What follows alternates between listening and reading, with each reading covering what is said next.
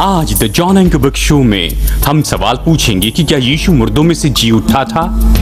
किस कारण आज नए नियम के बहुत से विद्वान इस बात को स्वीकार करते हैं और निष्कर्ष निकालते हैं और ये कहते हैं कि यीशु मुर्दों में से जी उठा है। मेरे मेहमान बताएंगे फिलोसोफर डॉक्टर विलियम लेन क्रे, जिन्होंने फिलोसॉफी में पीएचडी पाई है बर्मिंघम इंग्लैंड से। हमारे साथ जुड़ जाएं विशेष program the John anchor book show में।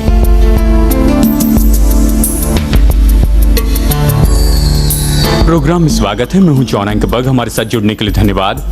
मेरे मेहमान डॉक्टर विलियम लेन क्रेग हैं, जो सबसे अच्छे फिलोसोफर हैं हमारे दिनों में, और बहुत से लकी लोग होते हैं जिन्हें एक डॉक्टरेट मिलती है। इन्होंने 2 डॉक्टरेट ली हैं। और आज हम जिस विषय पर बात करने वाले हैं, खास करके यीशु का पुनरुत्थान, ये बहुत ही दिलचस्प है कि इन्होंने इसे अपना दूसरा डिसर्टेशन बनाया और दूसरी डॉक्टरेट डिग्री के लिए म्यूनिक जर्मनी से। बिल, हमें बताइए। मैंने कलम कॉस्मोलॉजिकल बहस का अध्ययन करने के बाद, यानी मेरे फिलोसॉफिकल डॉक्टरेट के बाद, मैंने सोचा कि डॉक्टरल पढ़ाई जारी रखूं जर्मनी में दुनिया के विख्यात जर्मन थियोलॉजियन के साथ वोल्फहर्ट पैननबर्ग। और मैंने अपने डॉक्टरल थीसिस लिखे यीशु के पुनरुत्थान के इतिहास पर। अब एक विश्वासी के नाते मैं पहले से ही यीशु के पुनरुत्थान पर विश्वास करता था, लेकिन मुझे कहना होगा जॉन, मेरी स्टडी के परिणाम में मैं खुद बहुत चकित हो गया। सच में पीछे ले जाया गया इन सच्चाई से कि ये सच्चाई जो यीशु के जी उठने के बारे में बताते हैं, उन्हें आज माना जाता है।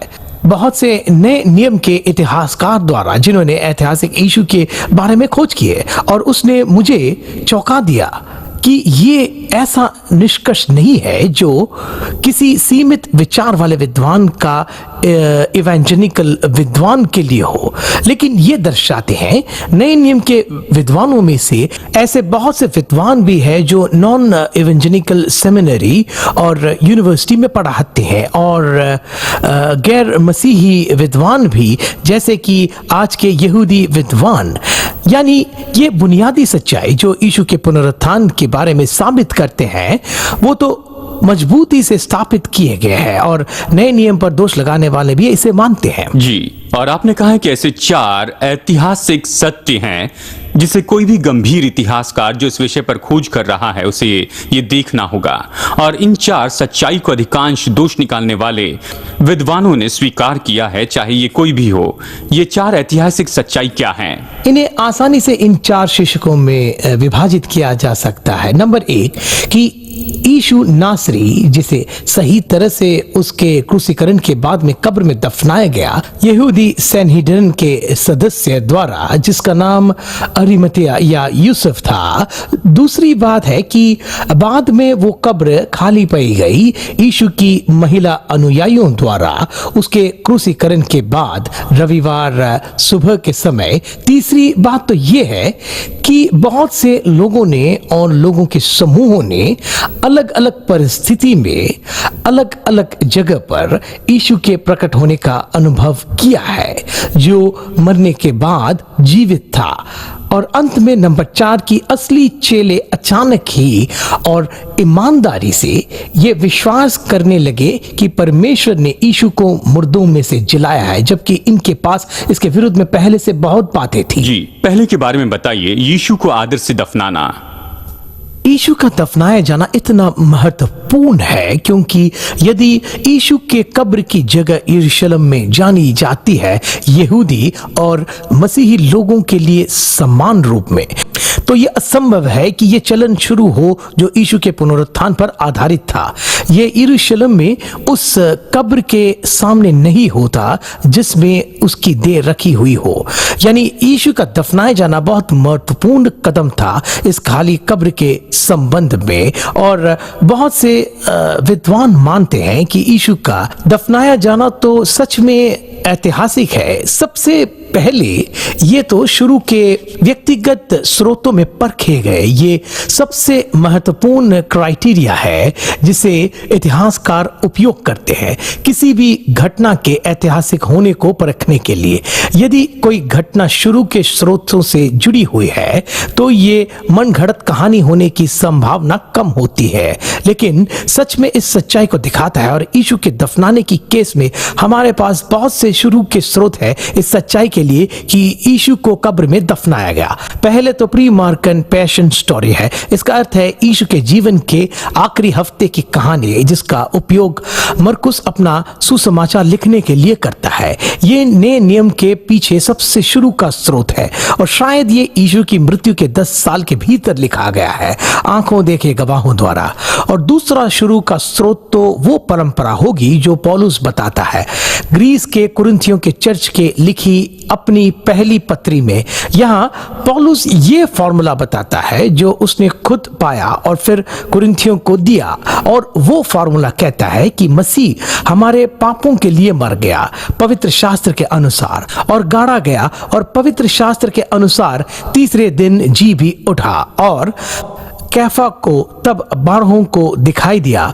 और अगली लाइन इस फॉर्मूला में यीशु के गाड़े जाने को बताती है।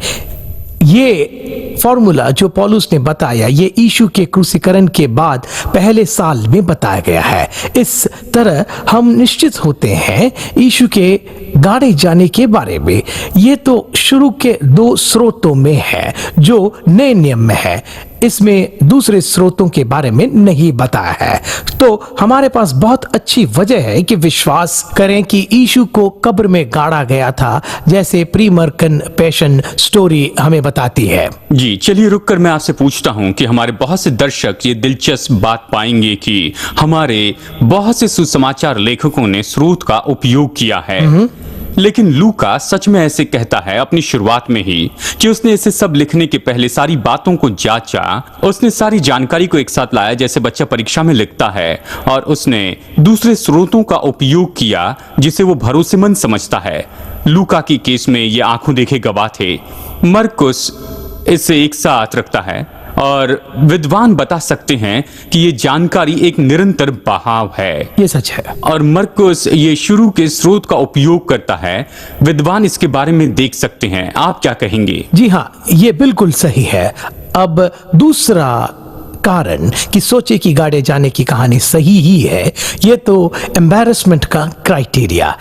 ये क्राइटेरिया कहता है कि यदि कोई बात या घटना अजीब है या शुरू के मसीही चर्च के लिए शर्म की बात है तो ये ज्यादातर ऐतिहासिक है। और गाड़े जाने की बात जो अरिमथाया के यूसुफ ने की थी वो इस क्राइटेरिया को पास करता है। यीशु दफनाया नहीं गया अपने परिवार के सदस्यों द्वारा या उसके समर्पित चेलों के द्वारा, सच में वो इसके लायक थे, लेकिन इसके बजाय वो ऐसे व्यक्ति द्वारा दफनाया गया जो यहूदी सैनहेड्रिन के सदस्य द्वारा दफनाया जाता है। और मरकुस कहता है उन सब ने यीशु को दंड आज्ञा देने के लिए सहमति दी थी कि क्रूस पर चढ़ा, यानी अरिमथाया के यूसुफ के द्वारा दफनाया जाना बहुत जरूरी था ऐतिहासिक रूप में। नहीं तो ऐसा कहते कि शुरू के विश्वासियों ने यह कहानी बनाई है। यहाँ सैनहेड्रिन के सदस्य ने यीशु को कब्र में सही तरह से दफनाया, यानी यदि यह केस नहीं होती तो मैं इसे अद्भुत पाता हूं कि हम सच में जानते हैं उस व्यक्ति का नाम जो यीशु नासरी के दफनाने की विधि के लिए निश्चित किया गया था। यह चौंकाने वाला है। जॉन ए.टी. रॉबिन्सन नए नियम के अध्ययन के प्रोफेसर कैम्ब्रिज यूनिवर्सिटी से, ये तो बहुत दूर है कंजर्वेटिव या एवेंजेलिकल से, ये कहते हुए सारांश बताते हैं कि कब्र में यीशु का दफनाया जाना ये तो सबसे शुरू का और सबसे अच्छी तरह देखी सच्चाई है यीशु के बारे में। जी ठीक है, सच्चाई नंबर 2 पर चलते हैं कि बहुत से दोष निकालने वाले ये स्वीकार करते हैं कि रविवार के दिन यानी क्रूसीकरण के बाद यीशु की कब्र उसके स्त्री अनुयायियों द्वारा खाली पाई गई। दोष निकालने वाले विद्वान सोचते हैं कि ये सच्चाई खाली कब्र की कहानी की ऐतिहासिक बात बताती है। खैर, फिर से खाली कब्र की बात तो व्यक्तिगत और शुरू के स्रोतों द्वारा जांची गई है। हमारे पास लगभग 6 अलग स्वतंत्र स्रोत है जो यीशु के खाली कब्र के बारे में गवाही देते हैं। इनमें से एक फिर से प्री मार्कन पैशन स्टोरी है। ये पैशन स्टोरी दफनाने के साथ खत्म नहीं होती। खाली कब्र की कहानी तो भाग है पैशन की घटना का। ये गाड़े जाने की बात से जुड़ी हुई है। उस समय की भाषा के अनुसार देखा जाए तो ये सच में एक ही कहानी है और ये कहानी खाली कब्र की खोज तक खत्म नहीं होती है। इसी तरह से इस प्री पॉलाइन फॉर्मूला में जो पौलुस कुरिन्थियों के चर्च को लिखता है, इस बात की तीसरी लाइन कहती है, और पवित्र शास्त्र के अनुसार वो तीसरे दिन जी उठा। अब यहाँ पर दो बातें हैं जो खाली कब्र इस बात के बारे में बताती है। पहले, जब आप इस बात की 4 लाइन की तुलना करते हैं सुसमाचार की घटना के साथ एक तरफ से और प्रेरितों के काम में संदेश में, तो हम यही पाते हैं कि पहली लाइन क्रूसीकरण के बारे में बताती है और दूसरी लाइन कि वो गाड़ा गया, जो गाड़े जाने के बारे में बताती है, और तीसरी लाइन कि वो तीसरे दिन जो उठा, ये खाली कब्र के बारे में बताती है। और फिर कैफा को और 12 को दिखाई दिया, ये प्रकट होने की कहानी बताती है। यानी पौलुस यहां संदेश का ढांचा दे रहा है यदि कहे तो, और इस ढांचे में तीसरा पॉइंट तो खाली कब्र की कहानी है। एक और दर्शाने वाली बात है तीसरे दिन। उन्होंने इस शब्द का उपयोग क्यों किया? खैर, संक्षिप्त में बताऊं, इसकी पूरी संभावना है कि तीसरे दिन यहूदी विचारों के अनुसार कि स्त्रियों ने कब्र को खाली पाया, इसलिए स्वाभाविक रूप में जी उठना उस दिन का माना जाता है। यानी पौलुस की जानकारी में हमारे पास बहुत शुरू के सबूत है खाली कब्र के लिए, और दूसरे अलग स्रोत है जैसे लूका और मत्ती। प्रेरितों के काम के संदेश यानी खाली कब्र की कहानी तो अलग अलग स्रोतों में अच्छे से जांची गई। इतिहासकार सोचते हैं कि वो इतिहास की घटना के बारे में अद्भुत काम करते हैं यदि वो दो मुख्य सबूतों को देखते हैं किसी भी घटना के बारे में, लेकिन खाली कब्र की केस में हमारे पास 6 स्वतंत्र और शुरू के स्रोत हैं। ठीक है, चलिए स्त्रियों के बारे में चर्चा करते हैं। ये बात क्यों लिखी गई कि स्त्रियों ने कब्र को खाली पाया? इतिहासकार सोचते हैं कि ये बात इस खाली कब्र की कहानी के ऐतिहासिक रूप में निश्चित होने को दर्शाती है। ये तो सबसे अच्छा उदाहरण है एम्बैरेसमेंट एट वर्क के क्राइटेरिया का। एम्बैरेसमेंट का क्राइटेरिया कहता है कि यदि कोई बात अजीब है या शर्मिंदगी लाती है मसीही चलन में, तो ये संभावना नहीं है कि ये उनके द्वारा बनाई हो। स्त्रियों द्वारा खाली कब्र खोजी जाना तो ऐसी ही बात है। पहली सदी के यहूदी समाज में स्त्रियों की गवाही बिना मूल्य की मानी जाती थी कि उन पर विश्वास नहीं करते थे। यहूदी इतिहासकार जोसेफस ने कहा था कि स्त्रियों की गवाही कोर्ट में मानी नहीं जाती थी, उनकी हल्की विचारधारा और साहस से कहने के कारण। यानी स्त्रियों की गवाही तो व्यर्थ थी। और दूसरी बात यह भी दिखाता है कि कैसे चेलों ने यीशु को छोड़ दिया था। उसके बाद के किसी भी लेजेंडरी अकाउंट में तो पतरस और यूहन्ना आकर खाली कब्र को खोज निकालते स्त्रियां नहीं, जिनकी गवाही व्यर्थ मानी जाती थी। यानी ये सच्चाई कि स्त्रियां जो खाली कब्र को खोजती है और उसके लिए मुख्य गवाह होती है, ये इस सच्चाई द्वारा अच्छे से बताई जाती है कि पसंद हो या ना हो, उन्होंने खाली कब्र को खोज निकाला। और सुसमाचार के लेखक इसके बारे में बताते हैं, जबकि ये उनके लिए अजीब और शर्मिंदगी की बात थी। आपने कहा एक और दर्शाने वाली बात इस खाली कब्र के सच्चे होने के बारे में कि शुरू के चेलों के जो शत्रु थे उन्होंने खाली कब्र के बारे में अनुमान लगाया था। ये किस बारे में कहता है? मैं कह रहा हूं कि यहाँ मत्ती के अध्याय 28 में जो बताने की कोशिश की गई है कि बताएं कि शुरू के चेलों को यहूदी लोगों ने क्या प्रति उत्तर दिया था यीशु के पुनरुत्थान की घोषणा के बारे में। यहूदी लोग क्या जवाब दे रहे थे जब चेले इसकी घोषणा कर रहे थे वो मुर्दों में से जी उठा है। तो वो कहेंगे उसकी देह तो अभी भी वाटिका के उस कब्र में है, या ये लोग नया दाखरस पिए हैं? नहीं, वो कह रहे थे कि चेले रात के समय आए और उन्होंने उसकी देह चुरा ली। अब कुछ पल के लिए इसके बारे में सोचिए कि चेले रात को आए और उसकी देह चुरा ली। पुनरुत्थान की घोषणा के बारे में शुरू का यहूदी प्रत्युत्तर तो अपने आप में बता रहा था कि देह वहां क्यों नहीं थी, तो यहूदी अधिकारियों ने खुद को इसमें जोड़ा। इस आशाहीन परिस्थिति में बताने की कोशिश कर रहे थे कि ये खाली कब्र, ये सबूत है खाली कब्र के ऐतिहासिक होने के लिए। ये पूरी तरह से मुख्य है क्योंकि ये शुरू के मसीही चलन से नहीं आता है, लेकिन मसीही लोगों के शत्रुओं से आता है जिन्होंने खुद इस बात की गवाही दी कि देह चली गई। अद्भुत है। चलिए तीसरे सत्य को देखते हैं। आपने कहा कि तीसरा ऐतिहासिक सत्य जिसे बहुत से दोष निकालने वाले स्वीकार करते हैं, यानी बहुत से अवसर पर अलग अलग परिस्थितियों में अलग अलग लोग और लोगों के समूह ने यीशु को मुर्दों में से जी उठने के बाद उसके प्रकटीकरण का अनुभव किया है।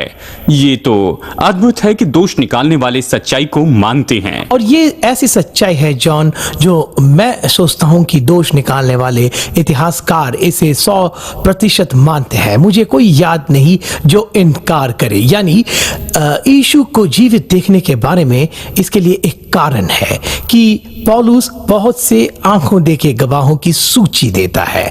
इस शुरू के मसीही परंपरा में ग्रीस के कुरिन्थियों के अपने पत्र में लिखता है और इसका अंतिम वाक्य ये कहता है कि फिर कैफा पर प्रकट हुआ, जो पतरस के लिए अरेमिक शब्द है जो मुख्य चेला था, और 12 पर प्रकट हुआ, मतलब 12 चेलों पर। फिर पौलुस अपने शब्दों में जोड़ता है और भी गवाह, फिर 500 से भी अधिक भाइयों पर एक साथ दिखाई दिया, जिनमें से बहुत से अब तक जीवित है पर कुछ सो गए। फिर वह याकूब को दिखाई दिया। ये तो यीशु का छोटा भाई था और यरूशलेम में चर्च का लीडर था। और फिर पौलुस कहता है कि सब चेलों पर प्रकट हुआ। सबके बाद मुझको भी दिखाई दिया, जो मानो अधूरे दिनों का जन्म हो, मुझ पर भी प्रकट हुआ। और ये सब जानकारी के इतने शुरू में साथ ही पौलुस का पतरस और याकूब जैसे लोगों के साथ व्यक्तिगत संबंध था। हर नए नियम का विद्वान मानता है इन लोगों ने और समूहों ने यीशु की मृत्यु के बाद उसके प्रकटीकरण का अनुभव किया है। अब लोग कोशिश करते हैं कि इसे भ्रम के रूप में बताएं यदि चाहे तो, लेकिन सच में इसका इनकार नहीं कर सकते कि ये नहीं हुए थे। C.H. डॉड ने भी इसी सच्चाई के बारे में बताया था। इसके बारे में बताइए। खैर, यह बहुत ही दिलचस्प है कि पौलुस केवल 500 भाइयों के सामने प्रकट होने के बारे में ही नहीं बताता है, लेकिन वो इसके बारे में कहता है उनमें से बहुत से अभी जीवित है तो कुछ सो गए हैं। अब उसने ये क्यों जोड़ा? खैर, एक गुण था प्राचीन ऐतिहासिक लेख का कि वो आंखों देखे गवाह की सूची बनाए जिनके पास पूछने वाले जाकर बात कर सके इन घटनाओं के बारे में। यानी पौलुस इस तरह से कहता है कि ये गवाह वहां है कि सवाल पूछे।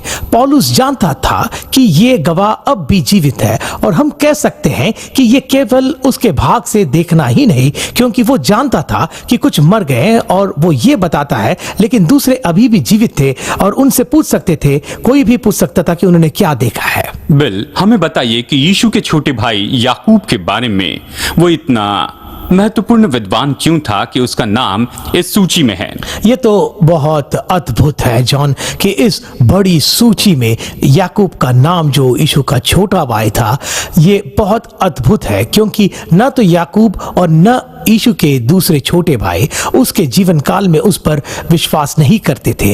वो नहीं सोचते थे कि वो मसीहा है। उन्होंने नहीं सोचा कि ये भविष्यवक्ता है। उन्होंने इसे कोई विशेष नहीं जाना। सुसमाचार की कुछ कहानियों में हम देखते हैं कि उन्होंने सोचा कि यीशु तो पागल है और फिर भी प्रेरितों के काम में अचानक ही यीशु का परिवार ऊपरी कोठरी में आता है, दूसरे विश्वासियों के साथ आराधना करते हैं और फिर याकूब आगे जाकर एक अगुवा बनता है नए नियम के चर्च में। वो आगे जाकर चर्च का मुख्य अगुवा बनता है यरूशलेम में। हम याकूब के बारे में यही सुनते हैं नए नियम में, लेकिन जोसेफस से जो यहूदी इतिहासकार थे हम सीखते हैं कि याकूब जो यीशु का छोटा भाई था वो अपने विश्वास के कारण शहीद हुआ। ईस्वी सन 60 के मध्य में उस सिविल सरकार में बदलाव आया और सेनेटरन ने उसे अनैतिक रूप में पथरवा कर मार डाला। अब इस बारे में सोचिए, जिस कारण याकूब एक अविश्वासी होने से बदलकर यानी अपने बड़े भाई में दोष निकालने वाला था, उससे बदलकर मरने के लिए तैयार हो गया कि यीशु मसीहा है। ये विश्वास करने पर केवल यीशु के क्रूसीकरण ने ही याकूब के मन को बदल दिया होगा कि उसका बड़ा भाई भरमाने वाला नहीं है। देखिए, यही कारण हो सकता है जिससे याकूब में बदलाव आया। जैसे पौलुस कहता है, फिर वो याकूब पर प्रकट हुआ। अब हम लोगों के भाई होते हैं। आपको ये विश्वास करने के लिए क्या लगेगा कि आपका भाई प्रभु है, कि आप उस विश्वास के साथ मरने के लिए तैयार होंगे। और इसमें कोई संदेह नहीं कि याकूब के जीवन में यह बदलाव यीशु के मुर्दों में से जी उठने के कारण ही हुआ था। चौथा ऐतिहासिक सत्य, ये क्रिटिकल ऐतिहासिक हाइपोथेसिस है जो कि सभी मानते हैं यीशु मसीह नासरी के बारे में। इसे इस तरह से बताया जाता है कि ये तो शुरू से ही चेलों ने विश्वास किया कि परमेश्वर ने यीशु नासरी को मुर्दों में से जीवित किया है। इसका क्या अर्थ होता है? ये तो बिना विवाद करने वाले ऐतिहासिक बात है जिसे नए नियम के सारे इतिहासकार मानते हैं कि यीशु के शुरू के अनुयायी ईमानदारी से और अचानक ही ये विश्वास करने लगे कि परमेश्वर ने यीशु को मुर्दों में से जिलाया है। अब हम किस तरह से बता सकते हैं इस अद्भुत विश्वास के बारे में? ये विश्वास तो यहूदी नहीं था। यहूदी सोच के अनुसार मसीहा जो मारा जाना नहीं था, उसे तो यरूशलेम में दाऊद के सिंहासन को स्थापित करना था। यीशु का क्रूसीकरण तो शुरू के चेलों के लिए पूरी विपदा थी। ये तो उनके लिए असंभव था कि ये विश्वास करते रहे कि यीशु ही मसीहा है, जबकि उसका क्रूसीकरण हुआ और वो गाड़ा गया है। और दूसरी बात, यहूदी बाद के जीवन के बारे में विश्वास करते हैं और खासकर किसी का मुर्दों में से जी उठना, महिमा और अमरत्व में, वो भी संसार के अंत में जो सामान्य जी उठना होगा उससे पहले यीशु का दुख उठाना और मृत्यु और कब्र में रखा जाना। तो चेलों ने अपने स्वामी की कब्र को बचा कर रखना था, जिस पर श्राइन था, तीर्थ स्थान बनाया जाता, जहां वो संसार के अंत में सामान्य जी उठने की राह देखते। जब वो और उनका स्वामी एक साथ मिले परमेश्वर के राज्य में, वो ये विश्वास करने लगे थे कि वो पहले से ही जी उठा। ये तो यहूदी विचार के विरुद्ध में था, अपने ही खुद की दृष्टि में।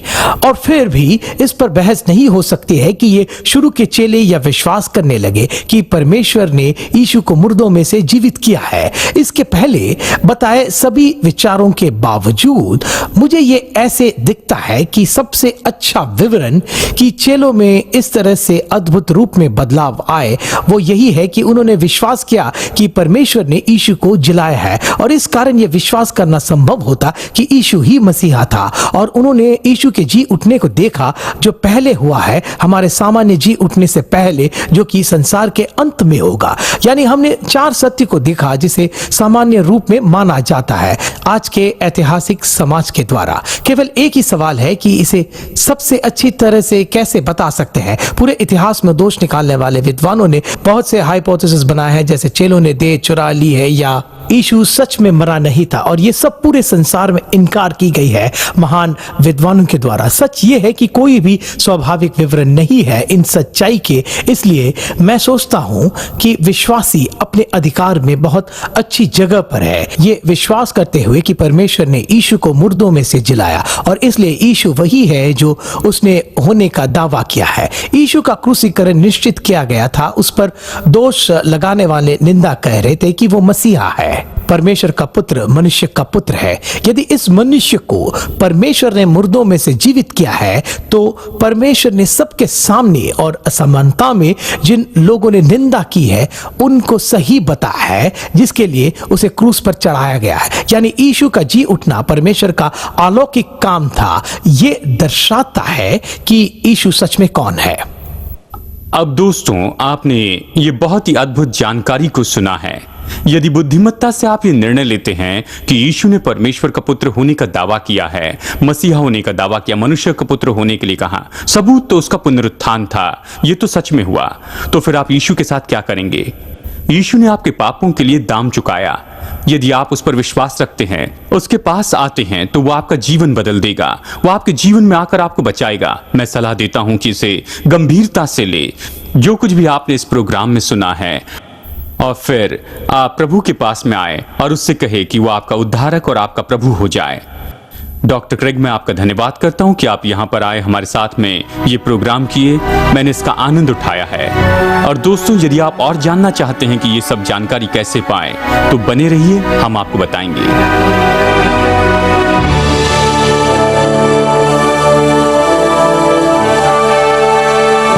आज हमारे साथ में जुड़ने के लिए धन्यवाद। यहाँ जॉन एंकरबर्ग शो में यदि आप विश्वासी होने में दिलचस्पी लेते हैं, तो कृपया हमारी वेबसाइट jashow.org पर जाए और क्लिक कीजिए बिकमिंग अ क्रिश्चियन पर, जो हमारे होम पेज के ऊपरी भाग में है। आप जानकारी भी पढ़ सकते हैं कि कैसे यीशु मसीह के साथ अपने उद्धारक के संबंध में आ सकते हैं। आज के प्रोग्राम के बारे में अधिक जानकारी पाने के लिए, या आप हमारे दूसरे प्रोग्राम या विषय देखना चाहते हैं, तो हमारी वेबसाइट पर जाए jashow.org पर और वॉच पर क्लिक कीजिए। यदि आप हमारे प्रोग्राम स्मार्टफोन पर देखना चाहते हैं, तो ऐप स्टोर पर जाएं और हमारी मुफ्त जॉन एंकरबर्ग शो ऐप डाउनलोड कीजिए। इससे आप हमारे 60 से भी ज्यादा टेलीविजन प्रोग्राम देखेंगे, जो आप कहीं भी किसी भी समय देख सकते हैं, मुफ्त में। आपके लिए उपलब्ध बहुत सी जानकारी भी आप यहाँ देख सकते हैं। अगले हफ्ते जॉन एंकरबर्ग शो में हमारे साथ फिर से जुड़ जाएं। प्रोग्राम देखने के लिए धन्यवाद। परमेश्वर आपको बहुतायत से आशीष दे।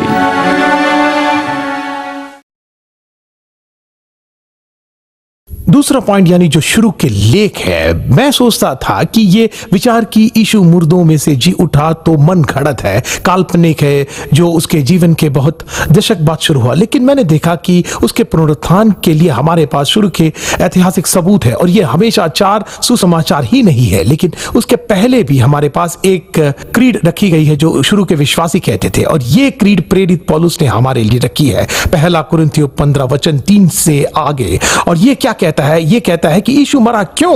हमारे पापों के लिए वो गाड़ा गया, वो तीसरे दिन जी उठा, और फिर वो आंखों देखे गवाहों के नाम लिखता है, जिनमें दोष निकालने वाले भी थे, जिनका जीवन पूरी तरह बदल गया क्योंकि उनकी मुलाकात जी उठे यीशु से हुई थी। अब जॉन चर्चा की ये क्रीड, इसके बारे में विद्वान बताते हैं, ये तो बहुत से थियोलॉजिकल विश्वास करते हैं, ये तो इतने पुराने हैं, यीशु के जीवन के 25 साल बाद के हैं, और अवश्य ही ये विश्वास क्रीड बनाने में स्थिर होना चाहिए। इसलिए वो खुद क्रूस के पास आते हैं। तो हमारे पास मनगढ़ंत बात नहीं जो कई साल बाद आई हो। हमारे पास प्राचीन इतिहास से न्यूज फ्लैश है। सच में A.N. शर्विन व्हाइट, जो ऑक्सफोर्ड यूनिवर्सिटी के महान इतिहासकार थे, उन्होंने स्टडी की कि किस स्तर पर को मनगढ़ंत कहानी बनती जाती है, और उन्होंने कहा कि इसके लिए 2 पीढ़ी का समय लगता है। यह अपने आप में काफी नहीं है कि ऐतिहासिक सच्चाई को मिटा सके। हमारे पास यहाँ 2 पीढ़ी का समय नहीं है। यहाँ हम खुद घटना के बारे में देखते हैं। ये तो अद्भुत रूप में सामर्थ्य ऐतिहासिक सबूत है कि ये सच है कि यीशु मुर्दों में से जी उठा है। संभव है कि परमेश्वर आज आपसे बातें कर रहा है। यदि आप चाहते कोई प्रार्थना करें या आप कोई सवाल पूछना चाहते हैं, तो स्क्रीन पर दिए गए फोन नंबर पर फोन कर सकते हैं। इस नंबर पर फोन कीजिए, कोई बड़ी खुशी से आपके लिए प्रार्थना करेगा। आज मेरे साथ जुड़ने के लिए धन्यवाद। आशा करता हूं कि अगले हफ्ते इसी समय आप फिर से जुड़ जाएंगे। यीशु मसीह के साथ में अपना संबंध कैसे शुरू करें, इसे जानने के लिए हमारी वेबसाइट पर लॉग कीजिए jashow.org पर, और वहां पर play to accept Jesus Christ as your saviour पर क्लिक कीजिए।